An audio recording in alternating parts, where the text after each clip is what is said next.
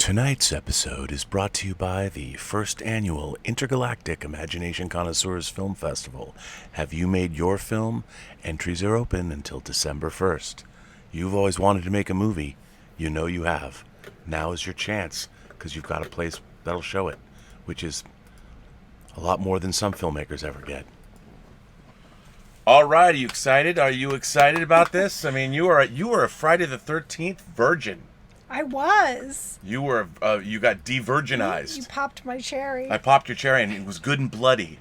I was good and bloody. But you know what? It wasn't as bloody as I remembered or hoped that when you pop your Friday the 13th cherry. I thought it was bloodier, and it turns out it wasn't.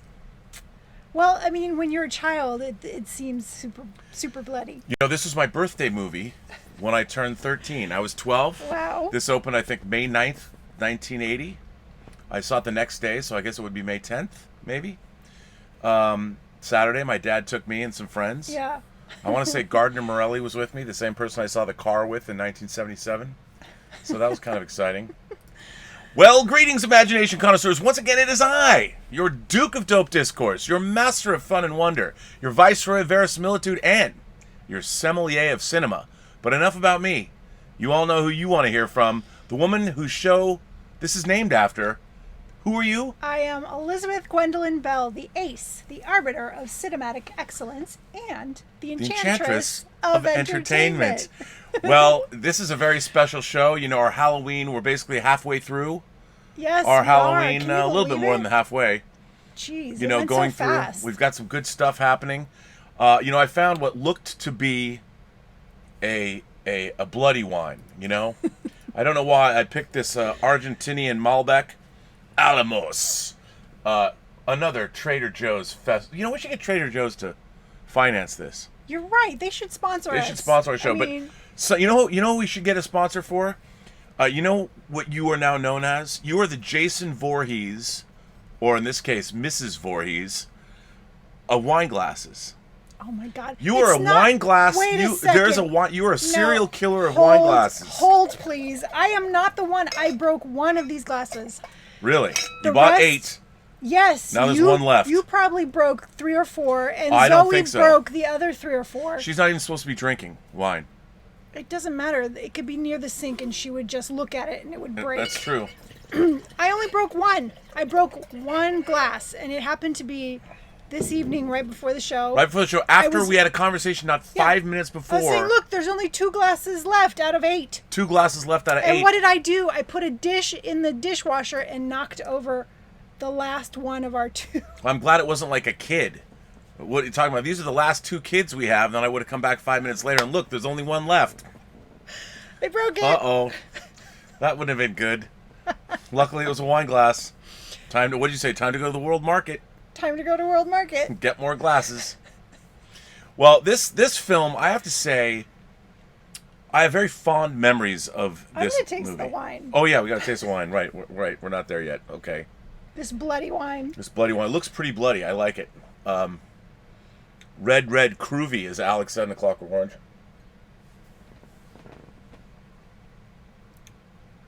Ooh.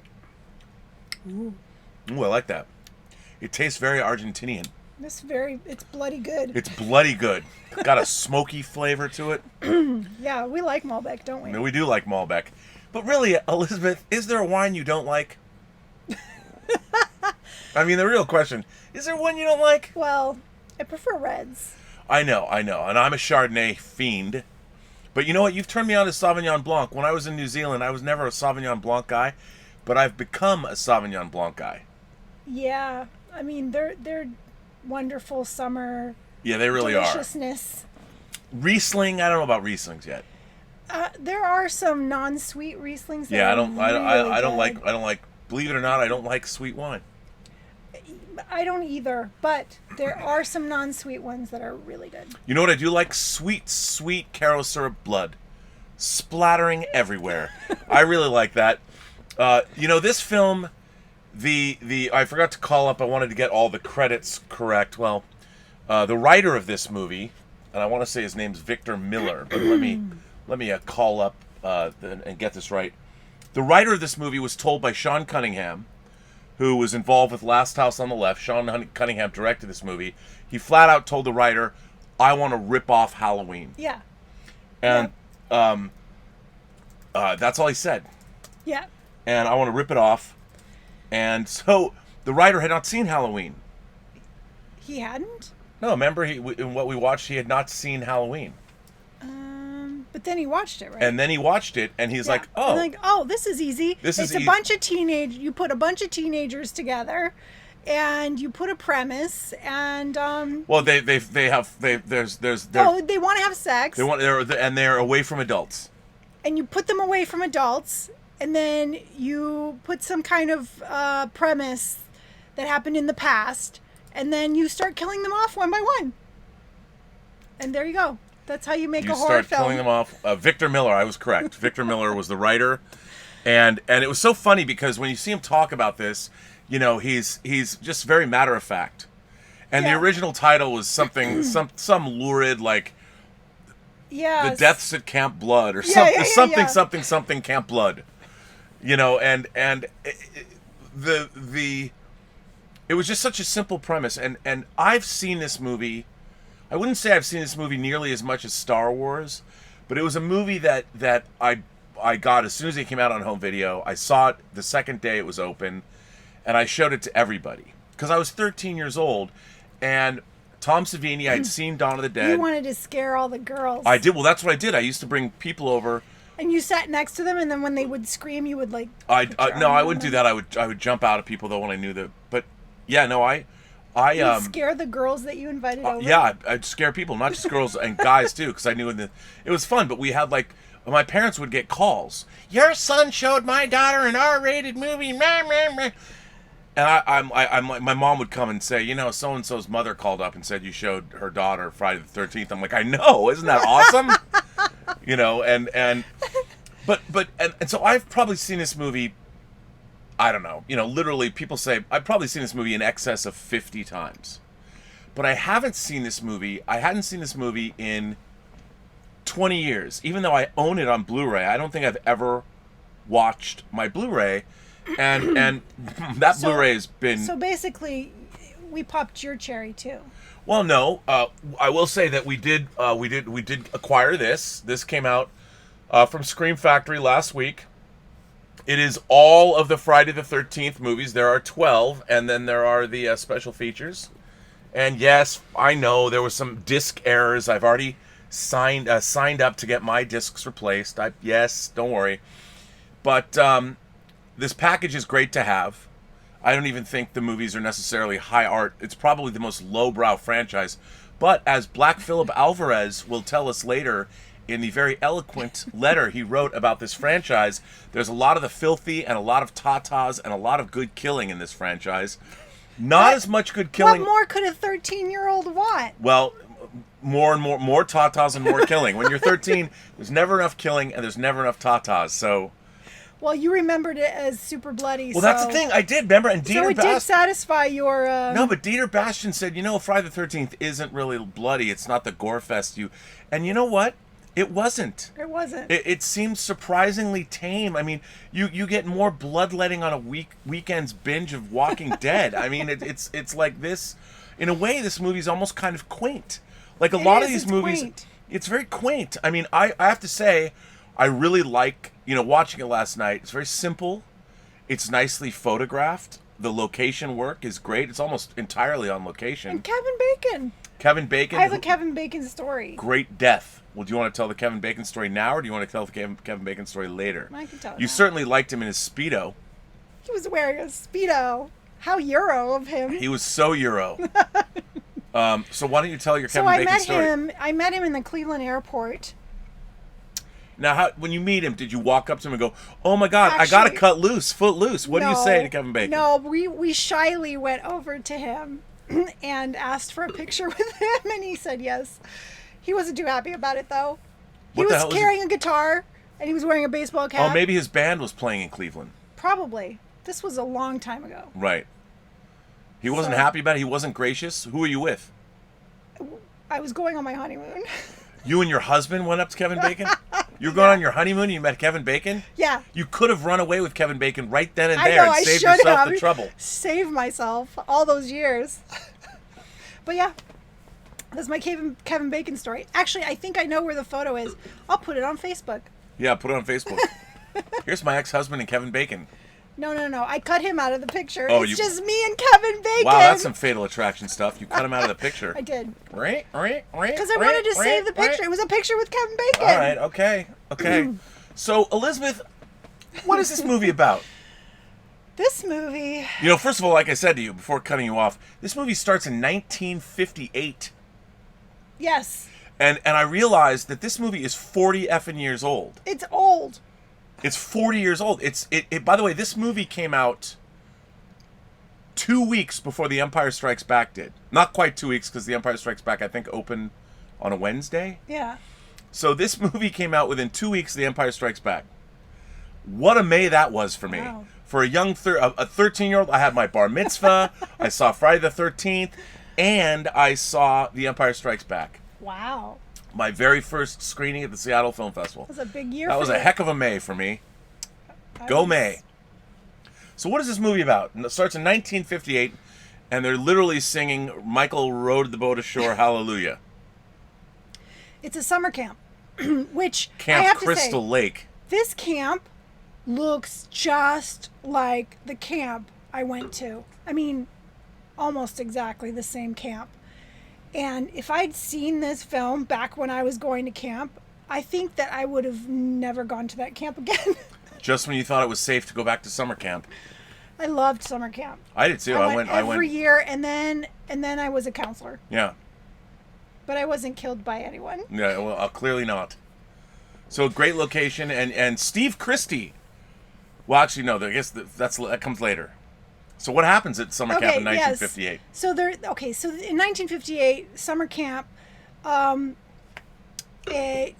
couple, they're singing. The counselors are singing after the kids are put to bed, and this couple just wanders off, and they go up into the attic. Of They the planned lodge. it. They're going up there to get a little boom shakalaka boom. You know what I'm saying? That's what you do when you're a counselor. Yeah. So Camp was a randy place. it is a randy place. Summer camp was a randy place. Hey, Angela Toohey, if you're out there. Just saying. I can't believe you just did that. Come on, man. Angela Toohey. I don't think she would want everyone to know what you did at summer camp. Not with that her. much. Flying Horseshoe Ranch. That was the camp I went to. Do you want to give us details?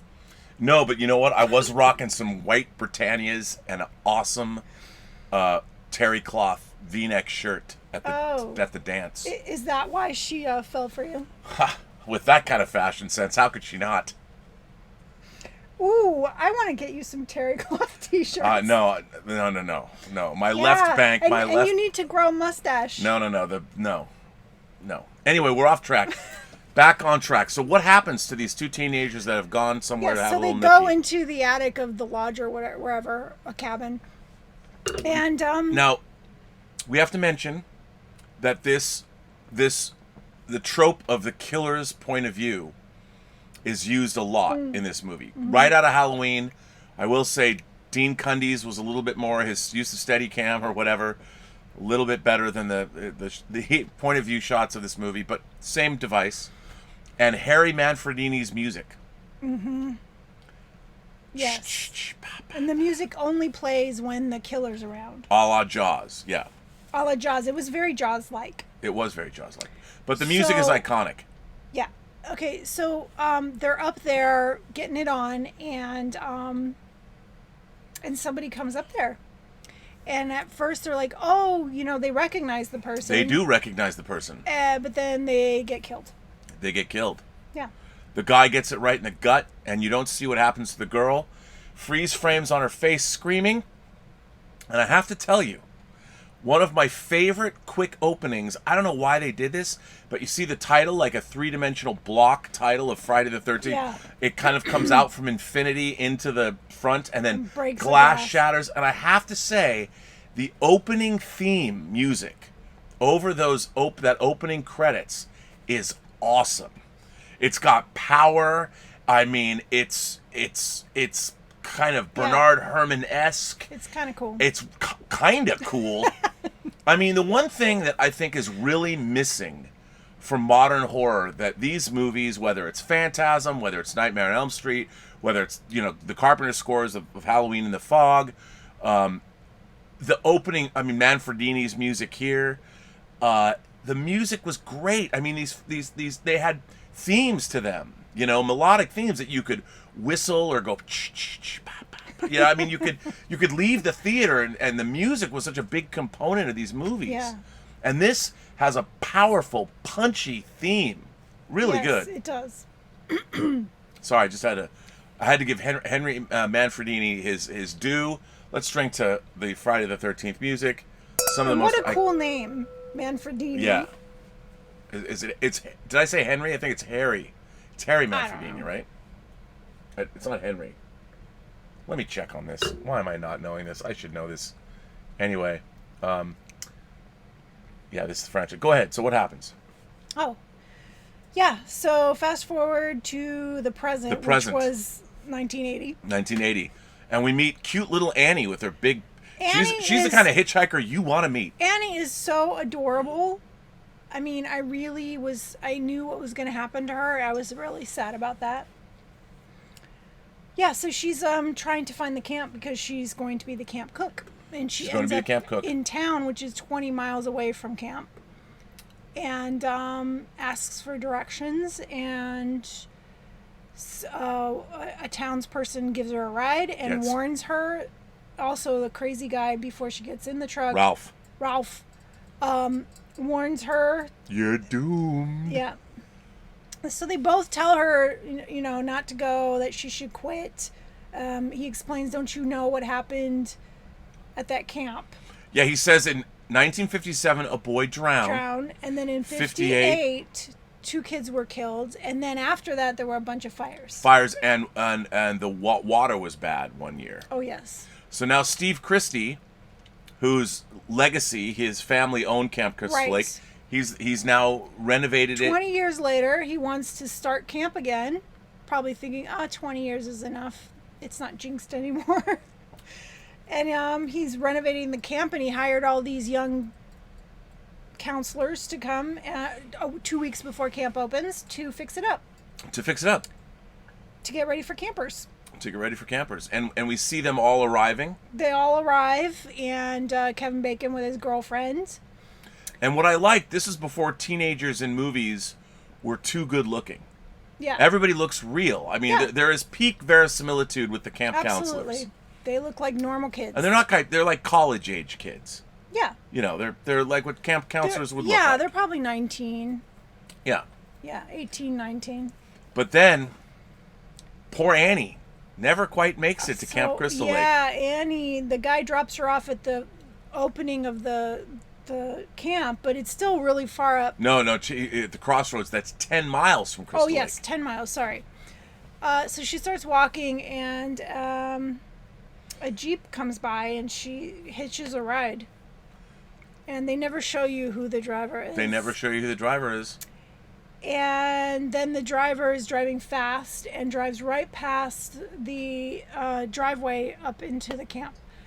And Annie's kind of freaking out at this point. She's like, please stop. You just passed the camp. Let me out. And the person goes faster and faster, and Annie jumps out. And she hurt her leg, but she tries to run into the woods. And of course, whoever it is reaches her. They chase through the woods, reaches her, and there is, this is the second kill, but the first modern kill in the movie, and it's a good kill. It's Tom Savini off Dawn of the Dead's doing the visual effects. I don't know if he did Maniac, the visual effects before Maniac. If he did Maniac before this movie, but they were like concurrent. And Maniac has some amazing gore effects.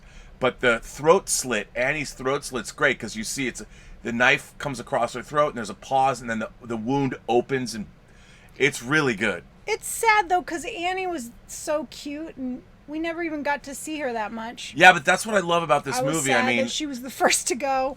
But this movie, once you see that, this pulls no punches. Yeah. Poor little Annie, the movie spends time. You see her walking through the wilderness. She likes dogs.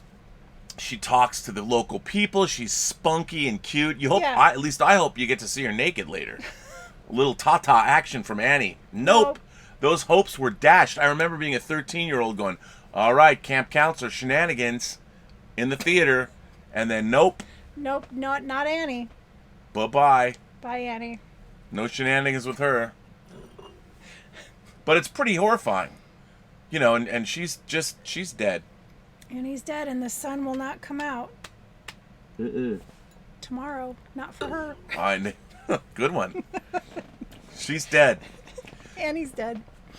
All right. And then basically, this movie doesn't have much of a plot. Yeah, after that, the teens get killed off one by one. Well, no, we meet them. They have shenanigans. You've got Ned, the crazy, funny one. Oh, he was annoying. I was glad. I was like, oh, he's going in the cabin. It's creepy. He's going to get killed. Ned's the goofy guy that can never get laid.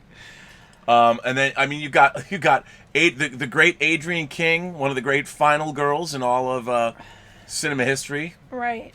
She's Alice. And Harry Crosby of the Crosby clan, the acting clan. He plays Bill.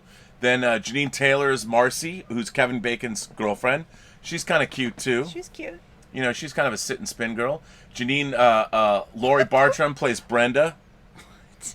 Marcy, a sit and spin girl, you know. She's kind of tiny, compact, you can throw her around.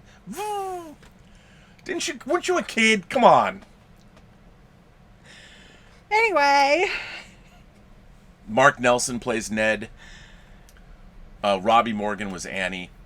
And then you have Peter Brower as Steve Christie. He's like the mutton chopped 70s. You think he's going to be like the stud. Yeah. He's the camp owner. The director, yeah. And then he's got something No, he's freaking creepy. He was hitting on Alice. It was really super creepy. Well, maybe they had a little bit of a thing going before. Yeah, what a creeper. What a creeper. You're going to fool around with your camp counselors? They're freaking teenagers. Come on. Ew. If you own the summer camp, of course you're going to fool around with You got these young, nubile girls coming up to spend the summer with you? You're not going to have a little fling? Ew. Well, I wouldn't as an employer, Creepy but I'm just old saying. Dude. Ew. Well, I'm old now, but, you know, back then... No, I'm talking about that guy. He wasn't that old. He was like 30. Ew. She was probably 20. Jeez. She was not. She was like 18. Well, anyway, they do a pretty good job of setting up. You got Crazy Ralph. You got Steve Christie. We know that our killer drives a Jeep. We do. And basically But so does the camp director. Exactly. It seems like, and they all seem to have the same Jeep. They have the same Jeep. Maybe they had one picture car and that's all they could use. But no, because they needed for them to have the same Jeep. Right, I know. So, I mean, basically, not a lot of plot happens. You've got they get to know each other. They have some antics in the water. Ned gets rejected. And then they set up things like the archery range.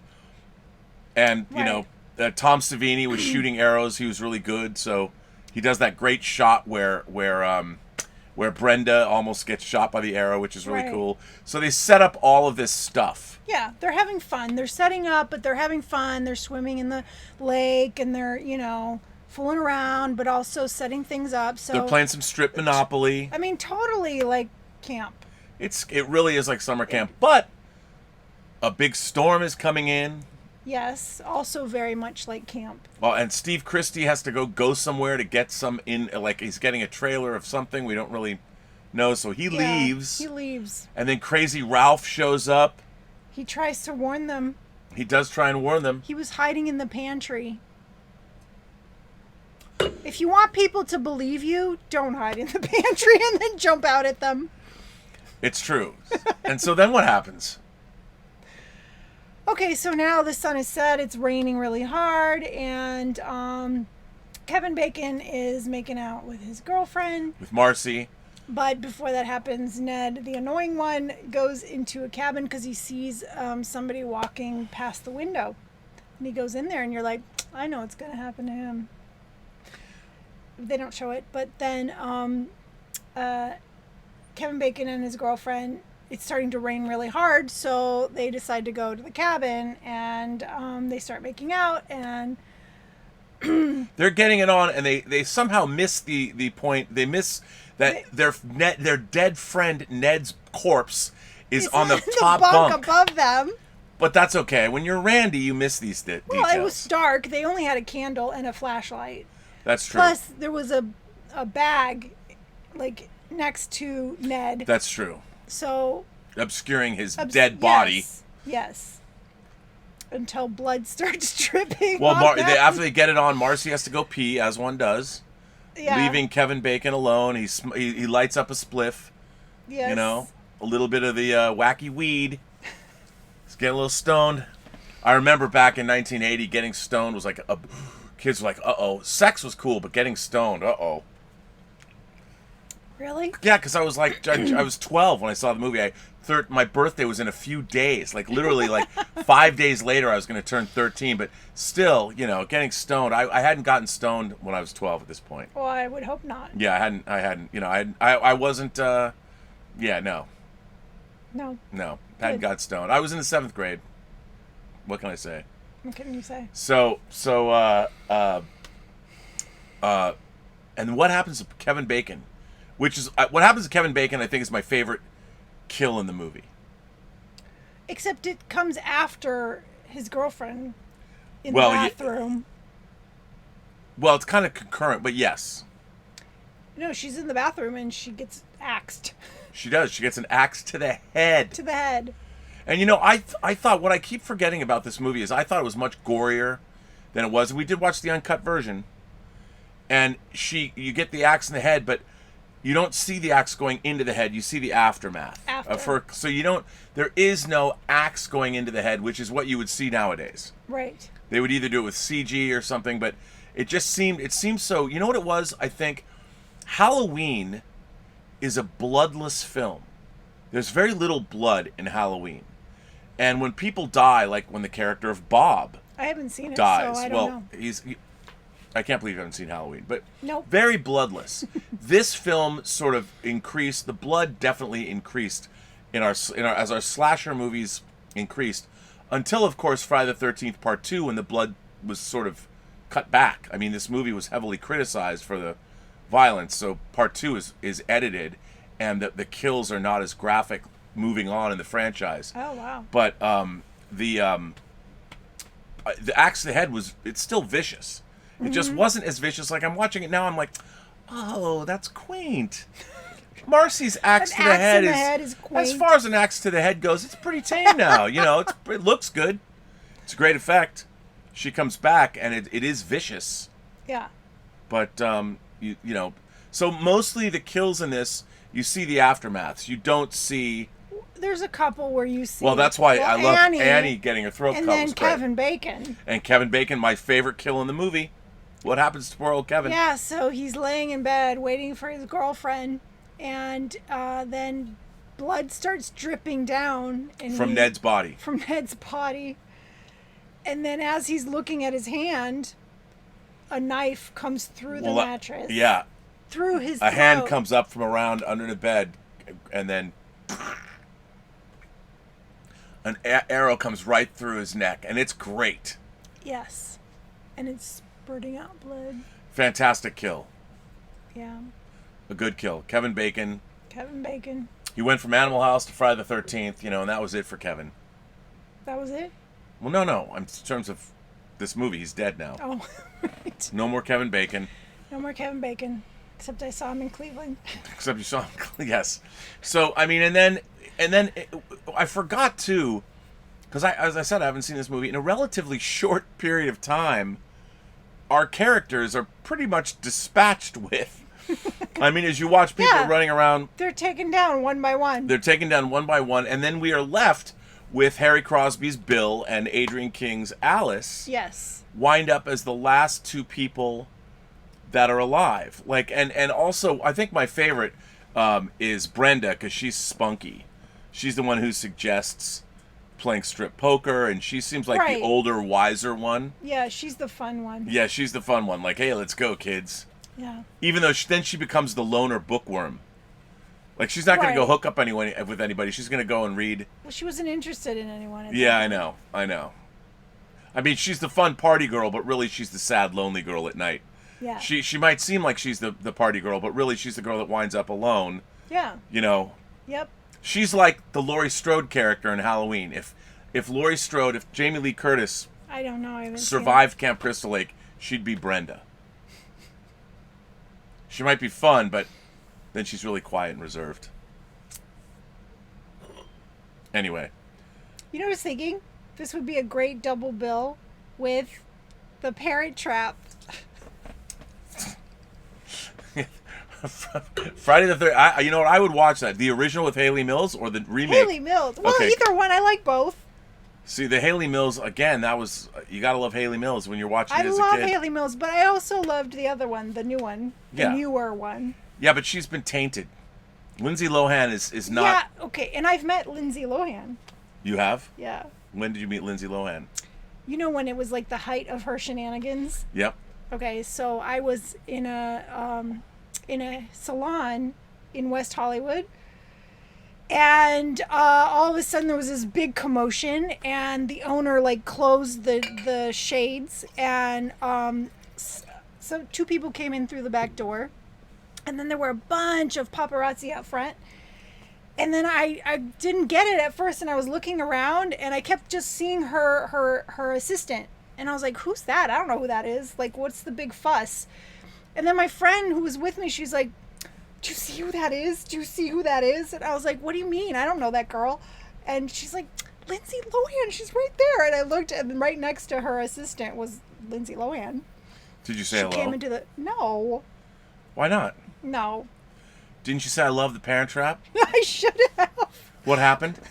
You What were so happened? wholesome. Yeah, how did you become this? Anyway, that's my Lindsay Lohan There you go. story. It's a good story. So we're a little off topic. So, I mean, we're basically down to, we're down to Bill and Alice are running around Camp Crystal Lake. And by the way, we also see Steve Christie breaks down. He's out there. He's at the diner. He has a little back and forth with a woman who works at the diner and gives her a tip. Everyone likes Steve Christie because he's been local boy building the camp up, and then he takes his truck up and then it quits on him, and then the cop brings him to Camp Crystal Lake. And Right, and he walks up, and right by the sign, somebody's flashing a flashlight in his face so he can't see who it is, and then he walks up closer and he's like, oh, what are you doing here? Oh, hi. and then he gets stabbed. He gets stabbed. Yeah, He's done. done. And then, of course, there's all kinds of shenanigans and Yeah, the generator, they keep checking on it, and a lot of tension. then you're left with just Alice. Yeah, poor Bill. Yeah. The archery range. The lights are on at the archery range. Perhaps you shouldn't go there now, Bill, but he goes anyway. Well, no, he went to check on the generator. Well, yeah, that's true. He did. He did go to check Yeah. on the generator. And so then when... It was Brenda who went to check on the lights at right, the archery range. Exactly. Either way, they both met the same demise. They did. And poor Bill also gets arrows to the face. He does. And you see it after the fact. Like, you don't... Right, because he's behind... Like, Alice goes to check on the... Generator. check on him to see where he is. 'cause Yeah. he was supposed to fix the generator. So she goes in there, and she doesn't see him, and then she comes out and shuts the door, and he's hanging from the door. And again, I have to say, at the time, I have to say something else too. I saw Friday the 13th before I saw Halloween, or I saw them because Halloween was the first pre-recorded video cassette I ever got, because I got my VCR for my bar mitzvah. Oh. So I might have got Halloween in the same week on videotape and saw that as well. So I saw Friday the 13th and Halloween almost concurrently Oh. in my youth. Perfect. Yes, it was great. And so now there's just Alice, Just Alice. and all these shenanigans are happening, and then She's freaking out. She tries to block the door to the lodge, and puts all kinds of stuff in front of the door, and then she... Bodies are thrown through a window, and Yeah, poor Brenda's body is thrown through the window. And now she's really freaking out. She's really freaking out. And then a Jeep comes up, and she's relieved because she thinks it's the creepy dude, the director of the camp. And so she pulls everything away from the door and goes out, running out, and then she stops because she realizes it's not him. But then a very nice mom steps out of the Jeep. A very nice mom with kind of a a ladies golfer haircut. You know what I'm saying? Ladies golfer. She seems like a kindly nice lady. She looks like a mom. She does look like a mom. And she hugs her and says everything's going to be okay. Yeah, everything's going to be all right. And I would feel relieved. And Alice is like, if a mom came they're up all dead. and gave She's me like, a hug. Yep. I'd be like, I'm safe now. And she does. To be fair, she identifies herself as Mrs. Voorhees. Right. And it seems like everything's going to be okay, and they look around and they see what's happened. Yeah, she's a friend of the Christies. She's a friend of the Christies, an old family friend. Everything seems fine. Yeah, and Alice keeps saying, they're all dead, they're all dead. And no, honey, you're dreaming, or whatever she says. And she's like, no, I can show you. So they go into the lodge, and there's Brenda. There's Brenda. And then suddenly Mrs. Voorhees kind of changes. She kind of loses her mind. And she tells us the story. She tells us a story that in 1957, it was her son. Yes. Jason Voorhees, who died. Who drowned while camp counselors were getting it on and not paying attention. Yeah, they were doing the nasty.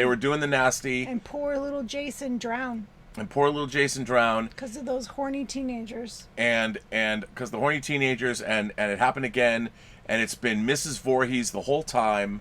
She was the murderess the whole time. And what's interesting is she's clearly had a psychological break of some kind. Because she channels... Wacky. She's completely wacky. One of the great movie psychos. Kill her, Mommy. Kill her. Don't let her get away, Mommy. Don't let her get away.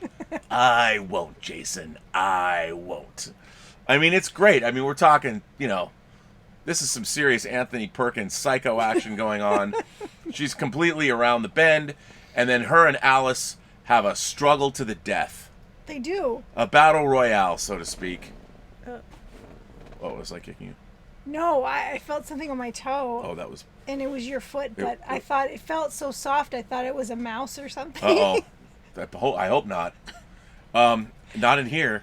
Not in the Robservatory. Maybe. And then what happens? What happens to Mrs. Voorhees? Yeah. Alice kills her. With a machete. That's right. A machete is like the signature weapon of Friday the 13th. It's a recurring motif. Oh, really? Does it come up again? It comes up again. But I have to say... I mean, Alice has one heck of a swing there. She's young. She is young, maybe. She must be playing... She looks like she could have been a baseball player in high school, like on the girls' baseball team, because she clearly had a... Yeah. And what does she do? Arm. She chops her head off. Chops her head off! In slow motion. Yeah. I mean, if you found out this crazy mom who thought was going to save you... is really crazy and trying to kill you and killed all your friends, yeah, you'd freaking chop her head off. That's right. Her head gets chopped off. And then, of course, the corpses there. Everybody in the movie now is dead, except the cops and crazy Ralph. Because they're not on campus. Everyone else... They're still in town. Everybody in this movie, all the main characters, all the principal characters except Alice are dead. Dead. She is a true final girl. She is so exhausted. She's exhausted. She gets into a canoe. Because no one can touch her. Drifts off into the lake. And interestingly enough, Harry Manfredini had a piece of country music that he had previously written, and he decided to repurpose it at a different recording. Well, there was a country piece in the beginning. Is it the same one? No, it's a different one. And it's this bucolic music that... It almost feels very incongruous to everything you've seen. Yeah. And the next morning comes and it's beautiful, and Yeah.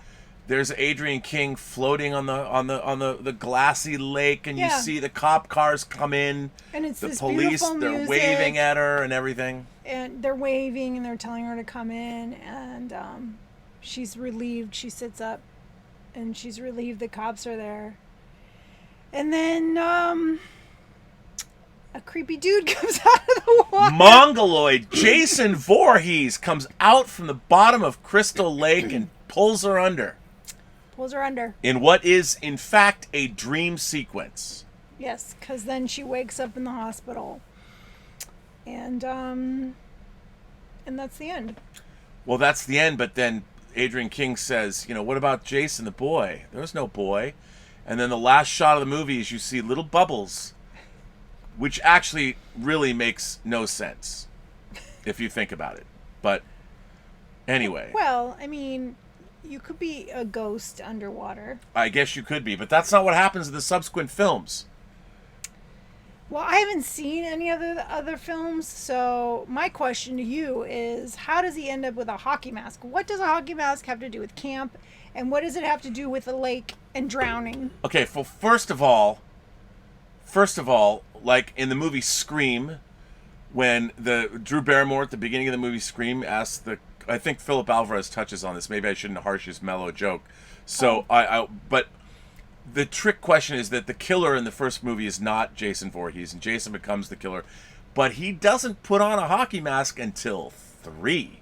So what does until he look Friday like? the 13th Part 3D. Well, what does he look like in number 2? He basically wears a potato sack with the eye cut out of it.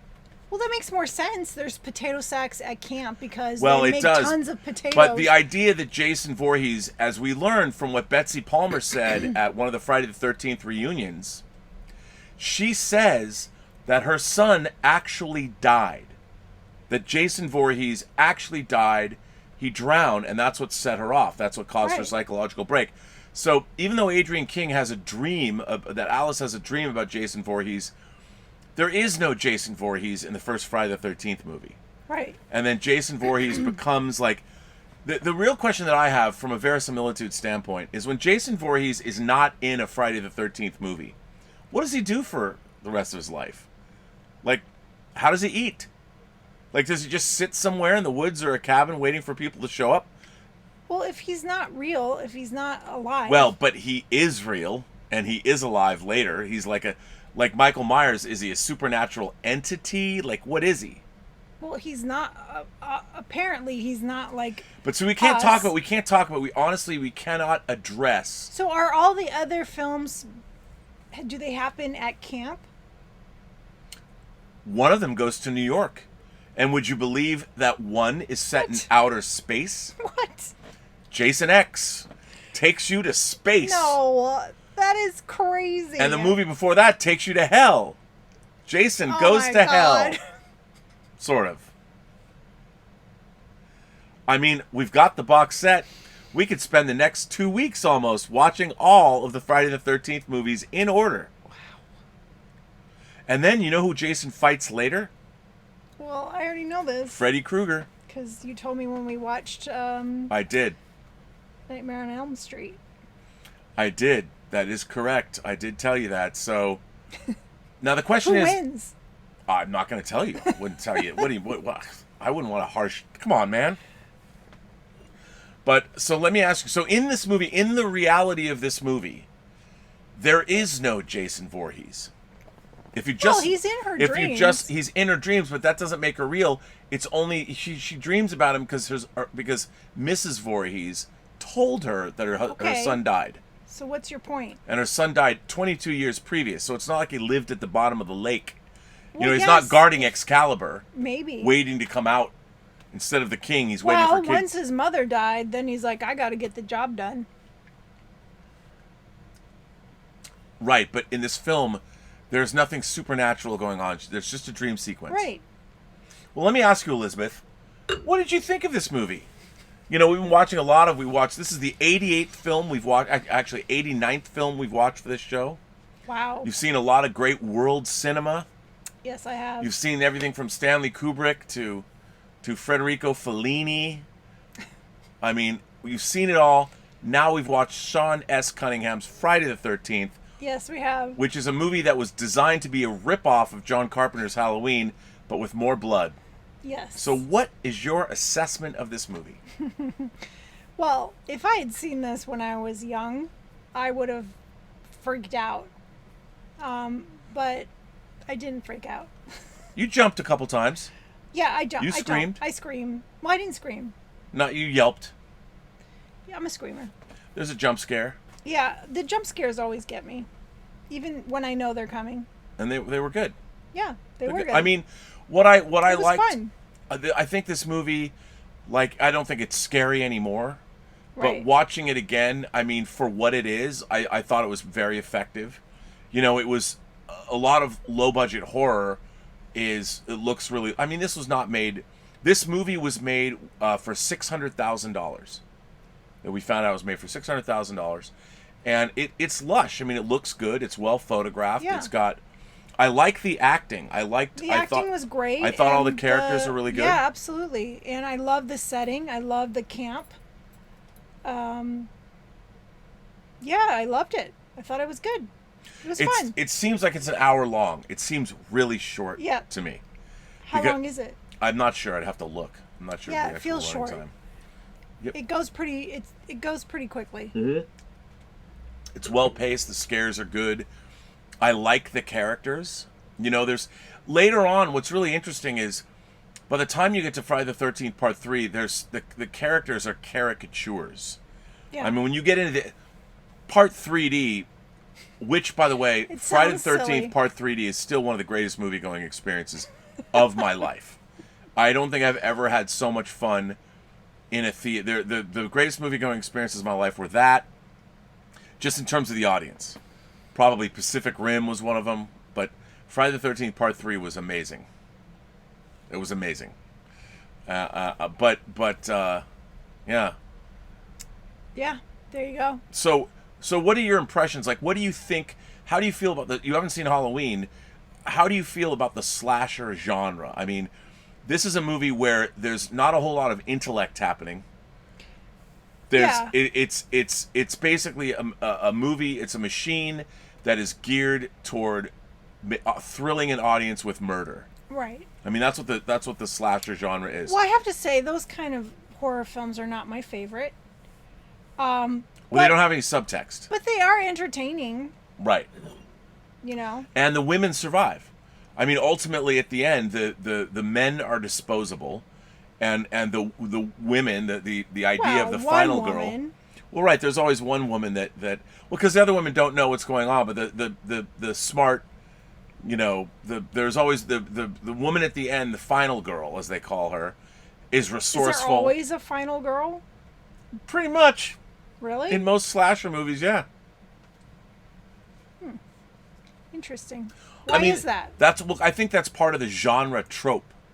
There has to be one final girl. Well, there's I think because a girl that survives. Because that makes ultimately the idea that the serial killer or the monster or whatever is pitted against a resourceful woman is something that kind of because you expect a guy could take on the killer and win in the end. I think it's more interesting that there's a liberated, intelligent, resourceful woman that stands up to the great evil. Okay. I mean, I think that makes the movie more interesting. If it was a guy, it's not nearly. You're like, oh, he'll win. But if it's a woman, the terror stays all the way to the last minute. You know, you as an audience member don't know, is she going to win or not? Yeah. More so than if there was a guy, because the trope is yes, the male hero, but to have the woman defeat. I mean, at the end of this movie, to have basically Mrs. Voorhees is an angry mother. You know, her anger is not necessarily. She's not just. I mean, she's an around the bend psycho, but it's motivated. She's wacky. She's got a reason. I mean, her kid died as a result of criminal negligence by these young teenagers. So, in a way, she's sort of sympathetic. I mean, yeah, she's a psycho murdering bitch, but she's still sympathetic when you realize what's happened to her. And she's a mother that lost a son. She had a horrible loss and a psychological break. So, in a way, Mrs. Voorhees is sympathetic. Or am I reaching? Do you not think she's sympathetic? I mean, I understand her motivation. in a crazy way. She's crazy, and she kills people. Yeah, but in her mind, she's killing and re-killing the people that are responsible. It's not like she's going into town and murdering. She's murdering Right. camp counselors at the particular place where her... Like, she just doesn't want this camp to open. You know, it's not like she's been murdering everybody for 20 years. Right. Like, you know, the camp... Well, she doesn't want the camp to open because she thinks other they're kids could die. irresponsible teenagers running it. Yeah. And so, in a way, maybe Mrs. Voorhees is kind of the hero. Oh, God. In a certain way. As Ben Kenobi would say, from a certain point of view. Yeah, no. Crazy is crazy. And murder is murder. Yeah, but if Steve Christie didn't open Crystal Lake, she wouldn't have been mad. She wouldn't have killed anyone. No. You don't see She Mrs. belongs Voorhees... in a mental institution. But you don't see that she's got any kind of... You don't afford her any sympathy at all? No, well, like I said, I understand her crazy reasoning for it, but not good. I don't know. I think there's some people that might think that she is a heroine. Maybe she is the heroine of the story. I don't think so. I don't know. I thought I'd ask. No. I felt sorry for Mrs. Voorhees when I watched the movie this time. So is there a lone girl in your The Hills Run Red? Yes. Of course There is a final girl. There's a final girl. She doesn't wind up in the best of situations, though. Oh. Yeah. So she doesn't make it, Oh, she makes it. but she's crazy. Sort of. You'll have to watch that and see what happens to our final girl. Yeah, I have to watch it. Yeah, I mean, I think all great horror movies, you have to have a final girl. But you can be more nihilistic. Our movie does not end on a, let's call it a... Well, you could look at it as a happy note, depending on if you're a pro-lifer or not. But, yeah. So, Okay, that's all I'm going to say. there you go. Well, listen, so, did you like this movie? Yeah, I liked it. It was fun. It was fun, that's Yeah. it. I mean, there's not a whole lot more to... you know, your whole life you hear about it, and people dress up as Jason Voorhees for Halloween. I mean, my whole growing up, like, you hear about it, and so in my mind, I thought it was like way scarier than it was. Right. Of course. Well, But back I knew then, that it was the too. genre was new. You know, you didn't see was. these kinds of killing And I teenagers. was 8 when this came out. Yeah, I mean, killing kids was still relatively taboo. Yeah. Well, it should be. No, not anymore. I'm just kidding. We have some letters to read. We've got some great letters, actually. The first letter comes from Jason Webster.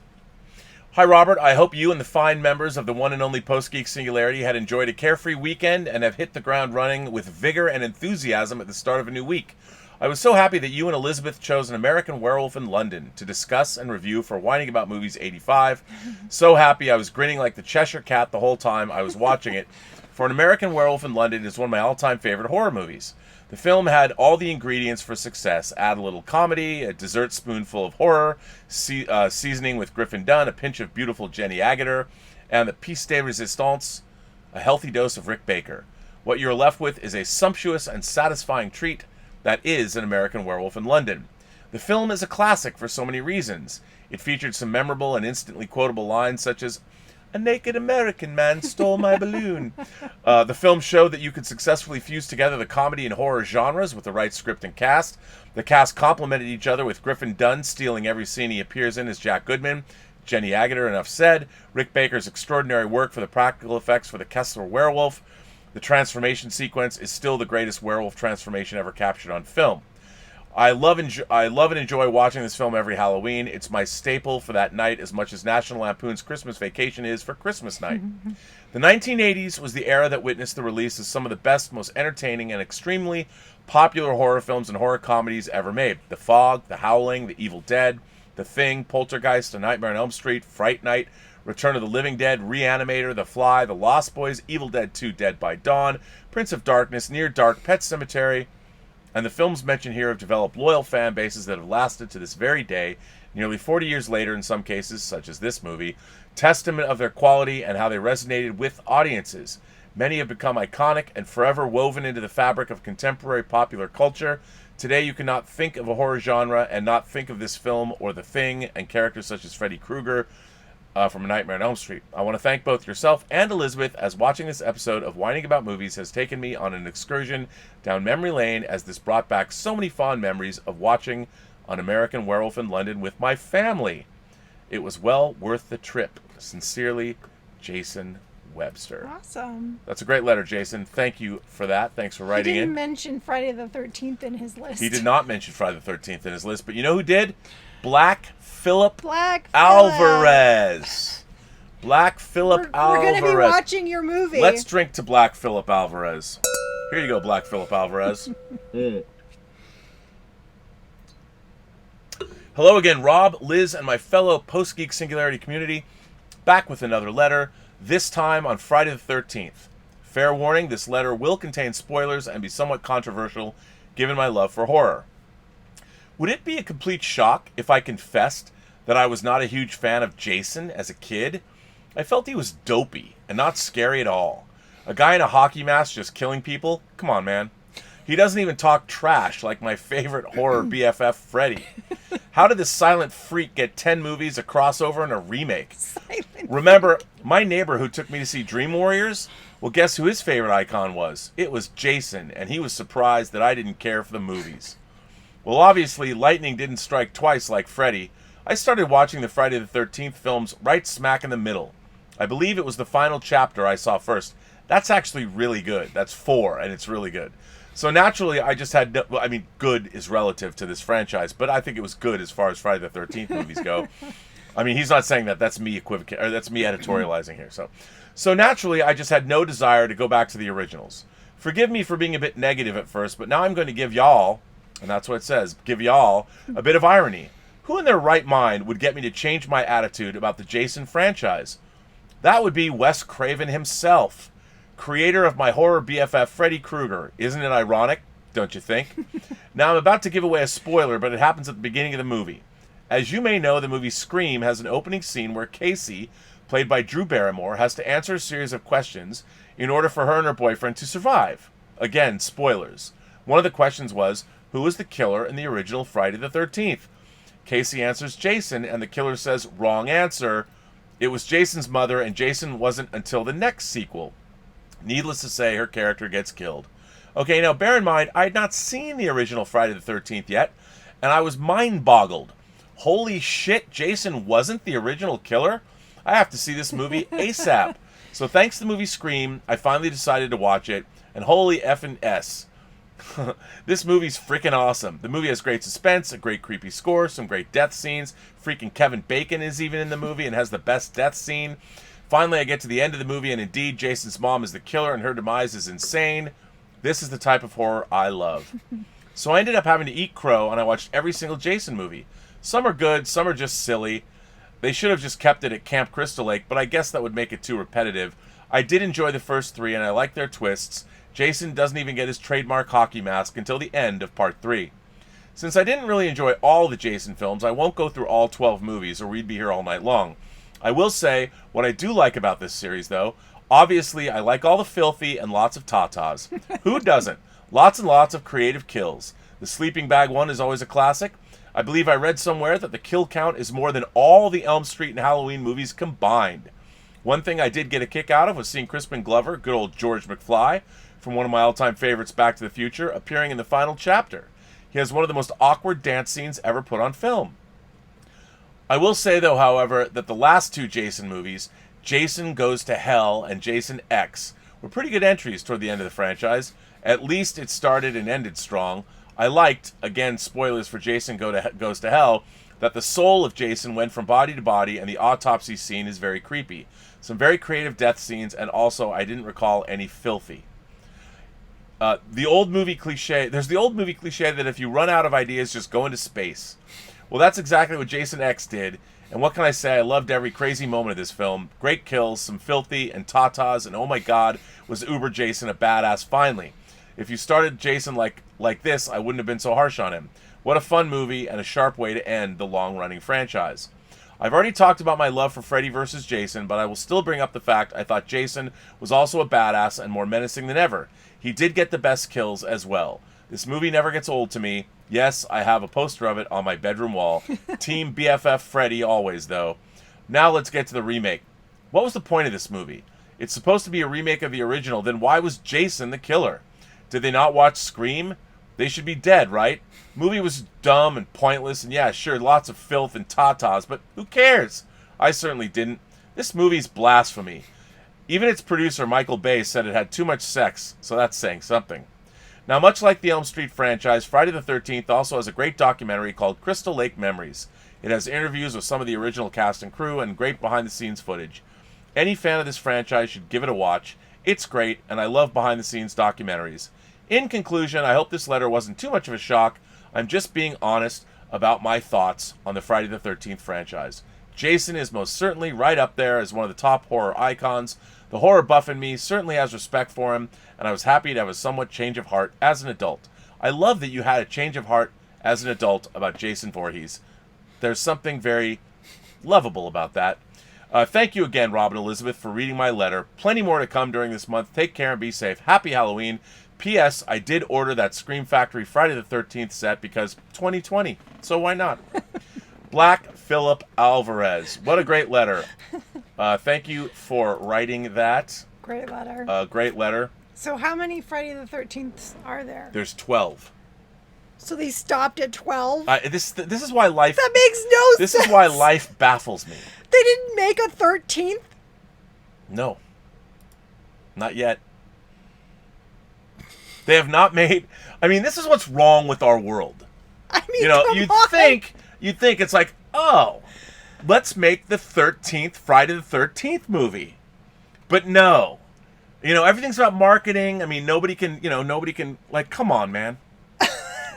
They've silly. tried. There's rights issues and all this BS. Wow. You would think that they would be excited about making the 13th film.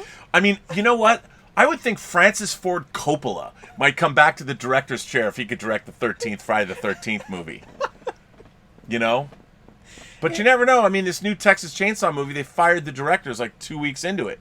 I mean, I think that you need, like Peter Weir, you need a master filmmaker, somebody who has an incredible career behind them to make the 13th Friday the 13th movie. Yeah, I don't know. But the thing is, it wouldn't really be the 13th movie because, well, I guess, I mean, in terms of continuity, it'd be tough. What do you mean? Well, because after Jason Goes to Hell and Jason X, if they're all in continuity up to that point, and then the 12th, you'd have to do something really interesting for the 13th movie. You would. Well, there's people here who've sent in things, and let's see what they have to say.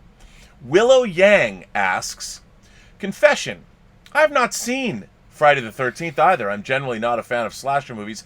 Does Elizabeth recommend this movie? I am trusting her judgment. Oh, wow. This is Willow Yang now. Wow. She's one of the most beloved members of the Post-Geek Singularity by everyone, not just me. Put the pressure on, why don't you? Yeah, well.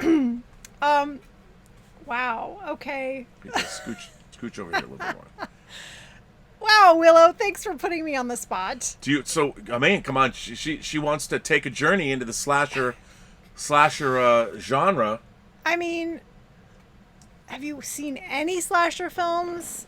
It's hard. She's not a fan of them. You're not a fan, so I don't think you would like this film, especially that it's... She has pretty erudite tastes as well. Yeah, I don't think you would like it. I mean, it'd be fun to watch just for the fun of it, but... Uh-oh. I don't think this is your cup of tea. Maybe Cropsy and the Burning is more your speed. That's what she's trying to say. Okay, well, that's what can I say.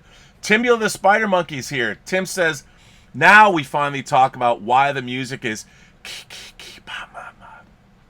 I like this movie, but it's not my pick of the franchise. That would be 4, or specifically Crispin Glover in 4. This one is pretty derisive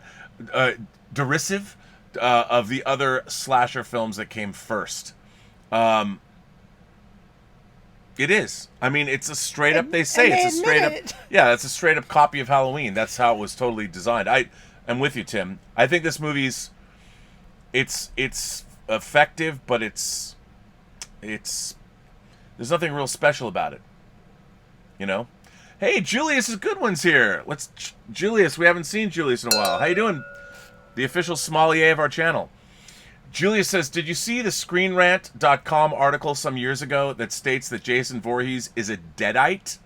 It would explain how a child could somehow grow into an adult demon like him, but then how would his mom get the Necronomicon and Kandarian dagger? Well, Julius, you're referring to a deadite from the Evil Dead franchise. You're mixing franchises. That could very well be. I mean, I'm going to have to go, this Friday the 13th rewatch, I've got to delve into, I think Jason Goes to Hell delves more into his history. I don't remember because I haven't seen all the films in a long time, so I'm going to have to do that. But I could see that, but that's such fan service. You know, crossing movie franchises, I don't know. Ross Gecko says, Black Christmas used killer points of view before Halloween. That is very true. Black Christmas with Keir Dullea. I haven't seen it. I believe Bob Clark directed Black Christmas, if my memory serves. The same man who directed A Christmas Story. Oh, yeah. And it is a Canadian slasher movie. Co-eds. Interesting. I like Black Christmas. It's good. Anonymous sends in a tip and says, greetings, Robin Elizabeth. Great episode tonight. Have you ever seen House from 1986 with William Catt and George Wendt? Yes, I have. It's classified as a horror comedy, but as a kid, it was one of the few films that terrified me. A future episode, cheers to you both. I like House. I used to have a House one sheet. It had a hand pressing a doorbell, but it was a severed hand. House is fun. I like House. But I didn't... Horror comedies, to me, I was not a big... Fright Night was as close to a horror comedy, and I like Return of the Living Dead, but House was more overtly funny. And I liked Evil Dead. I don't know, maybe I like horror comedies. I like comedies. Do you like horror comedies? I mean, the only one I've seen is Werewolf in London. Well, have you seen Shaun of the Dead? Oh yeah, I love Shaun of the Dead. So you like horror comedies? Oh, and Zombieland. And Zombieland's a horror comedy. Is that a comedy? Yeah. Well, one of the great things I love about both Shaun of the Dead and Zombieland is the situation's played straight. Yeah. But the people are funny. Yes, I love both of those. Yeah, those are good movies. Shaun of the Dead, I think, probably the pinnacle of modern horror comedy. Yeah, that's really good. Good one. House, though, I wonder why it scared you. Why did it terrify you as a kid? Julius Goodwin says, so let me get this right. 7th grade and you hadn't blazed up? Hit de roach? The stick icky? No, man, I had not experienced the dank nugs back in the 7th grade. The sticky past the roach, rolled up a fat one, smoked that tumbleweed, stimulated your mind. Sir, I've never been more disappointed in you in this moment. And look, he said 420. Yeah, but you know what? In the 7th grade, I'd gone down on a girl. Jeez. Yes, I have. I'm not going to use her name. I'm just saying, I might not have smoked the doobage, but I had put other things in my mouth that were just even better. Wow. But I did later. I mean, our neighborhood, there was a lot of making pipes. We made a lot of pipes. People made a lot of pipes, but we smoked a lot out of aluminum cans. You know, the whole, you punch the carb here and and then you take... I don't know. I never smoked pot when I was... Actually, I did this upside down, but imagine that you'd flip this over, so you've got you got this, you hold the carb like this. Oh my God. And you've punched here. Yes, and yes, I get it. Oh my God. I did a lot of that. You didn't use an apple? No, we used apples too. Come on, it's Washington State. I think it just got demonetized. The show got demonetized. Richard Ganther sends in a tip.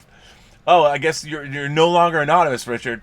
One more comment on House. As I'm sure you know, but in case you didn't, House has a few connections to the Friday the 13th family. Yes, it was directed by Steve Miner, Steve Miner was, I want to say, the unit production manager and the associate producer of Friday the 13th. And he directed Friday the 13th Part 2 and 3. And the music was done by Henry... I keep saying Henry. I'm thinking Henry Mancini, but it's Harry Manfredini. So, Moon River... I've got too much information in my head. I did know that. That was what was so great about 80s horror. the crossover, like you had Savini doing effects in Dawn of the Dead, then doing effects in Maniac, and doing effects in Friday the 13th.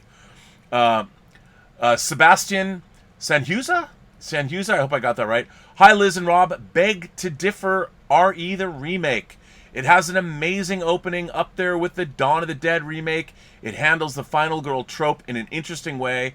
And finally, he sprints. Jason sprints. Oh, is that a good thing, though?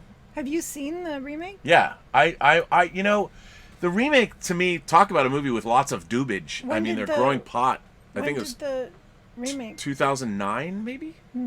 I think 2009 was So the they're remake. not at Maybe it was- camp anymore. They're just No, smoking pot? they're Crystal Lake's in the remake. But they're smoking. They're planting. Well, they're there's growing there's pot farms. It's at camp.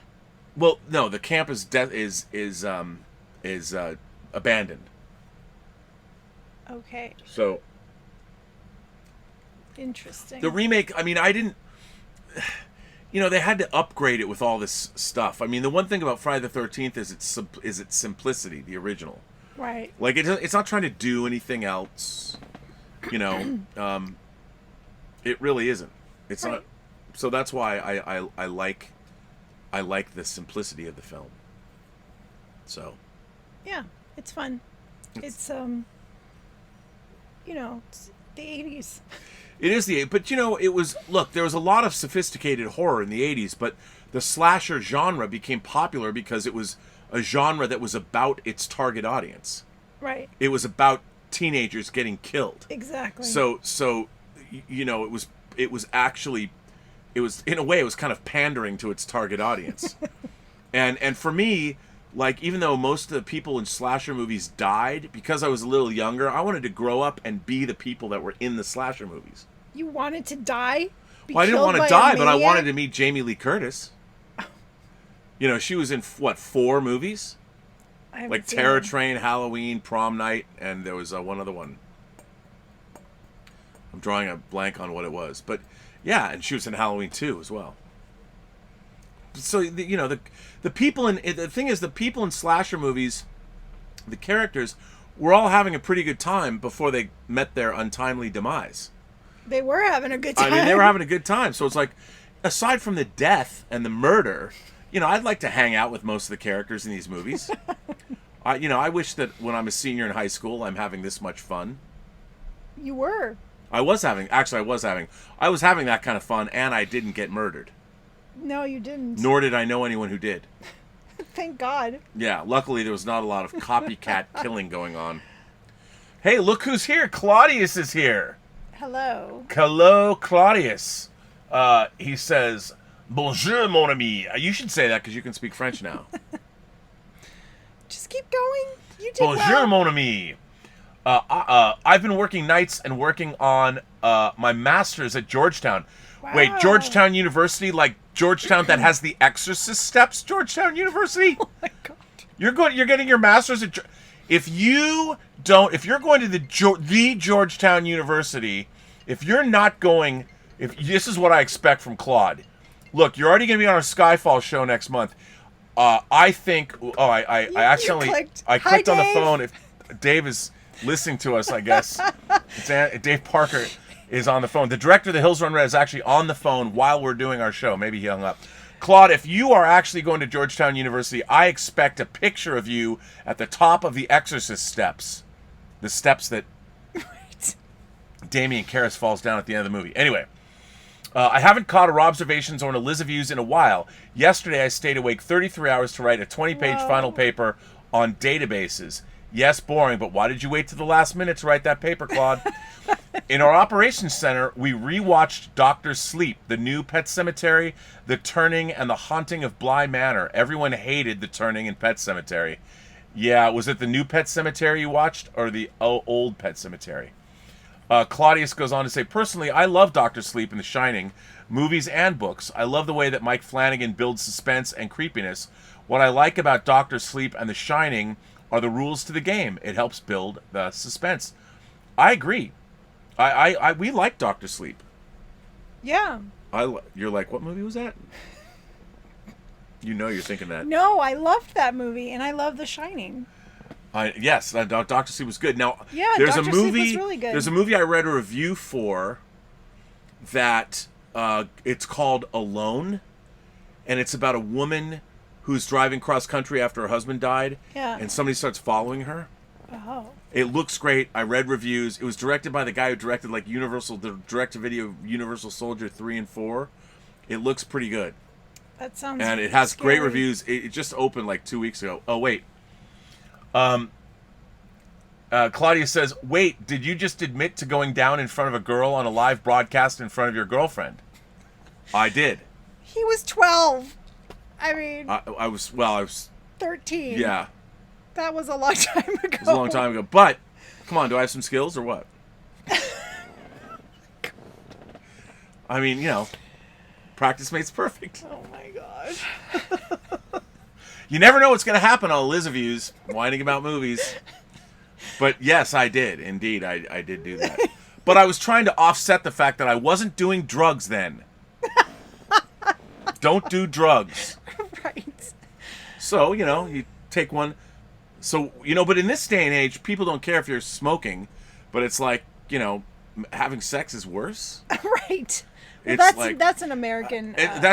You're part of the patriarchy, but you can get stoned all you want, but if you think you're going to subjugate women in that way. Can you imagine? People don't have sex anymore. I don't think so, man. I don't know. It's all transactional and weird, swiping left or right. I mean, we had to work hard. Now people just know. They're like, hi, we swiped right or left. We're meeting. Now we know what we're going to go do. Well, no, you have to get consent for everything you do. May I kiss you? Is that okay? May I kiss your earlobe? Can I nibble on your earlobe? You have to get consent. Yes, you can do for that. For everything. Yeah, that makes for... And even so, you still might get in trouble. What a world we live in.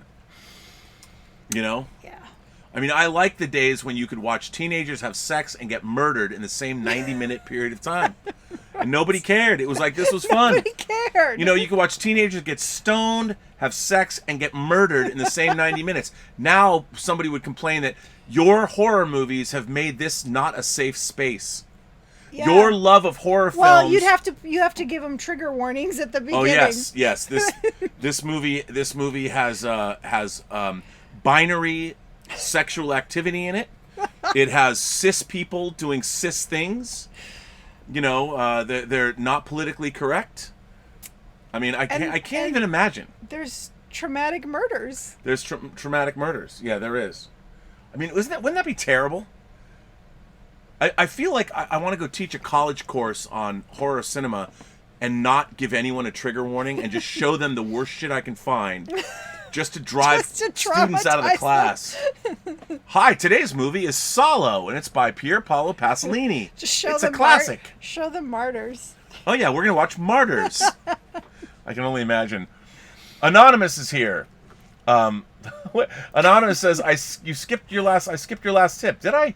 But well played. It made you an extra $5. Just kidding. But I also wanted to comment on Claudius's love of Dr. Sleep. I love that film. Any chance that might be reviewed on Elizaviews? Well, we should, but we just watched it. Yeah. We just watched it. It's good. I like Dr. Sleep a lot, actually. Yeah. Let me see what did I miss? Anonymous is switching between Richard and yes. Why did House scare me as a kid? Says Richard. I suppose the music had a lot to do with it. Ah, well, it is Harry Manfredini. And living in a giant old house, the concept that the house could swallow me up got to me. Thanks again for a great episode. Oh, I love that, Richard. I love the fact that you lived in a house that a movie made you scared of. Scared of your own house. That would be great. I wish that could have happened to me. I would love to have lived in a house I was scared of. Really? Yo, yeah. I mean, I loved horror. I was scared of under my bed. Well, there was something under your bed. The devil was under my bed. Uh-oh. Are we going to get started on that again? I just send him out every night. He never left. Yeah. The devil just pretended to leave. He would leave. Well, and then I would have my mom turn the hall light on and leave my door wide open. But, did you think you were important enough that the devil was going to come bother you? Like, didn't he have anything better to do? Well, other people I to just see? figured he could be in multiple places at the same time. Oh, So that's good. he was traumatizing all children. The All devil, at the but same the devil time. was I think the devil traumatizes adults, though, right? He loves traumatizing children Well, because he had traumatized me my entire childhood. but I would think children are not exactly an easy. I mean, they're easy to traumatize. Whereas it's much harder if you can traumatize an adult. It's worth more. It's sweeter. No, kids are easy. So he wants to get as many souls as possible. All right, I can see that. Okay. Cal is here. Cal from Swack Props. Based on your suggestion, I saw Baskin on Netflix. Wow, what a surreal movie full of sick blood and gore. Definitely a hidden gem. Let's drink to Cal and Swack Props. I am so happy that you watched Baskin. For those of you who don't know, Baskin is a movie that's on Netflix. It's like weird. buried in the bottom of Netflix. Baskin, the late great John Schnepp turned me onto it. I walked in to do Collider Heroes with him one day, and he just put his hands on my shoulders, and he's like, "You have to," I mean, he's bigger than me. He was like I was looking up at him, and he has his hand. He goes, "You have to watch Baskin." And I remember I came home Yes. and said, "We gotta watch this And movie we called did. Baskin." I like, you're like, "What's it about?" I'm like, "I have no idea. We're gonna go in cold." And it starts out with a bunch of police officers going to a drug raid. Yeah. And it just goes from there. If you want to see, And the end is just insane. it's just, it's like Hellraiser meets the Sentinel, kind of. I don't know what. It's amazing. It's amazing. Yeah. I'm glad, Swack, that you watched the Baskin. And I'm glad that you being in Malaysia and we being in LA, I love that I can be like, brah, you should check out this movie on Netflix. And you're all the way across the Pacific, and you can watch Baskin. I love it. That's the greatest thing ever. I love that. Tim's here. Tim says, growing up, my grandparents' house looked exactly like the house from the Amityville Horror. It messed me up for years. Oh, it had the windows. See, if I did that, if I had the house, your grandparents' house, I would go up in the attic and like flicker the lights at night, so it looked like the house had the eyes that were like blinking on and off. I love that. Well, my parents' house is kind of creepy. And my kids always say that there's ghosts in the attic where they sleep. Oh yeah, that house is creepy. It's so creepy. They have a great creepy house. Right? We should make a horror Yeah, film there. that house is awesome, and it's like 5 stories, and Yeah, it's old Victorian. It was built in like 19. I don't think your stepdad would like us making a movie about like satanic forces in his house. Well, we wouldn't tell him it was about that. I think he might know. No, because we would send him away for the day while we Maybe on filmed. one of those trips to Sweden when he has to go The do thing is- medical consulting. Sweden? You mean Switzerland? That's what I said. No, they can't go right now because of COVID. I know. Well, okay. But the thing is, he'd want to see the movie in the end, and we wouldn't be able to show it to him. Black Philip Alvarez sends in a tip and says, "Thanks again for reading my letter, my personal favorite one. May I suggest Total Recall and RoboCop for episodes 200? More letters to come." You know, I was going to do Total Recall. I'm waiting to get the new 4K Studio Canal disc, 4-disc set. But that's not a bad idea, RoboCop and Total Recall. That's not a bad... Paul Verhoeven, although I'd rather do Basic Instinct. Yeah, But- and don't fuck with cats. No, I can't. That's like multiple chapters. That's a whole documentary. I know. Black Phillip says, meant episode 100. No, I know you meant We episode knew 100. what you meant. Richard Ganther goes on to say, in the spirit of the spooky season, I was wondering what you thought of Ty West. Personally, I think House of the Devil and Innkeepers are great additions to the pantheon of American horror cinema. Yeah, you know, I liked those movies. I liked Ty West's movies, but I didn't love them. I mean, I thought House of the Devil was good, but I wanted it to pack more of a wallop. Whereas I thought, like, The Witch, Robert Eggers' The Witch, had more, something more to it. But no, I think Ty West's films are good. And House of the Devil, I have House of the Devil. It was good. But yeah, I don't love his movies, though. I want to love his movies more. I have to say, I had heard about House of the Devil before I saw it a lot. And when I watched it, I have to admit, I was kind of disappointed. Innkeepers was a lot of fun, though. Claudius goes on to say, did you guys watch Haunting of Hill House? We did when it was first on. Mm-hmm. And Haunting of Bly Manor. We liked Haunting of Hill House. It was great. Yeah. Haunting of Bly Manor, I've heard haven't mixed. watched it yet. We haven't watched that yet, but I've heard mixed things. I'm going to watch it. You always let that kind of thing influence whether we watch stuff or not. I just like watching stuff. I don't care what people think. Well, I know, but I really liked Haunting of Hill House. I thought it was good. Mm-hmm. Are you going to review them? We probably could review, but they're not movies. They're we should streaming do shows. a separate show to do a separate show talking about shows. And Claude goes on and says, "Wait a second. There was a devil under Elizabeth's bed? Uh-huh. When I was a kid, I thought the lady in room 237 was waiting for me in the bathroom." Yeah. Yeah, but which version of her? If it was the young version of the woman in 237, the hot lady before she gets out of bed and gets out of the bathtub and turns into the old naked lady. Well, you know what was in my toilet? Do I want to know what was in your toilet? Jaws. Jaws was waiting for me in the toilet. I always thought he was going to come out of the toilet and bite my butt. But he wouldn't even be able to get his teeth around it. I don't know. When you're a kid, it's water. You think, I was traumatized by Jaws. I thought he was going to bite me. Yeah, but now you know better. Now you know that the penis-looking parasites from they came from within, shivers will come, and they won't bite your butt. They'll go somewhere else. And then you'll be infected. That's right. Everybody should watch Shivers. Saturday the Throg-teenth is here. It sends in a tip. Thank you, Throg. By the way, the Throg's gift that keeps on giving. The girls come in, I'm out of toilet paper, and then you save them. That's true. Based on Throg's. That's true. Yeah. Yes, thank you. Throg has been there. And my children, thank you. Swack Prop says, I want to be traumatized by the devil in the form of Elizabeth Hurley in Bedazzled. Oh, I'm right there with you. I am right there with you. Elizabeth Hurley in Bedazzled. There's nothing wrong with that. I'd like to, yes, that's very devilish. Who wouldn't be? Ay vey. An Evening with Throg says, a true horror film is Caddyshack 2. Oh my god. I love Caddyshack. Caddyshack 2 is horror beyond imagining. Blue Harvest. Horror beyond imagining. Yes, that was not good. Not good. Not a good movie. I only saw the first one. Yeah, don't ever see the second one. Caddyshack 2 is like Arthur 2 on the rocks. I love Caddyshack. I love Arthur. The second movies, I'm like, why? I don't know. For money. It's not good. Well, listen, we are almost a half an hour over time on this delightful show. Wow. So now we've come to it, Elizabeth. We have. On the bottoms up scale. First of all, what is the bottoms up scale? You want to switch the camera? Oh, yeah. Should we switch the camera? I think so. And let's go to the bottoms up scale. Direct this show, babe. Direct the show.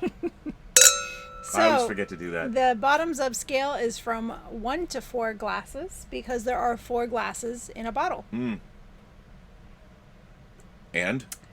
on a scale of 1 to 4 glasses of blood wine, I'm going to give this film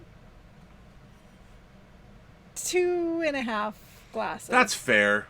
You know, I mean, I would say for what it is, I'm going to give it 3. I don't necessarily, I mean, it's 3 for what it was supposed to be. Again, you know me, I'm all about authorship. Did this movie did it succeed in doing what it set out to do? 100%. Yeah. I mean, but its aspirations were never to 4 glasses of wine. This movie did not aspire to 4 glasses of wine. Let's make 3 glasses of wine movie. I mean, I would say that Halloween is a better movie than this, but this was bloodier, more base. So I'm gonna give this 3 glasses of wine. Great. So, yeah. So what's our next movie? Our next movie is The Witch. The Witch. What I think is a modern classic. Black Phillip Alvarez. It's your movie. I gotta wear if it's cold enough, I can wear it's gonna be hot, but I could wear my Black Phillip hoodie. Oh, but you also have a Black Phillip t-shirt. I have a Black Phillip coffee shirt. Love Black Phillip. Then it's The Fly after that. Then it's David Cronenberg's The Fly, which you haven't seen either. I have not. It's crazy, man. Well, that's what a fun episode this has been. Very fun. You know, the first annual Intergalactic Imagination Connoisseurs Film Festival is going on until December 1st. We're accepting entries. cash prizes. Kaz Graphics told me we are giving away. I should point this out. We are giving away one of the awards, Best On-Screen Performance, $200 cash prize plus a trophy.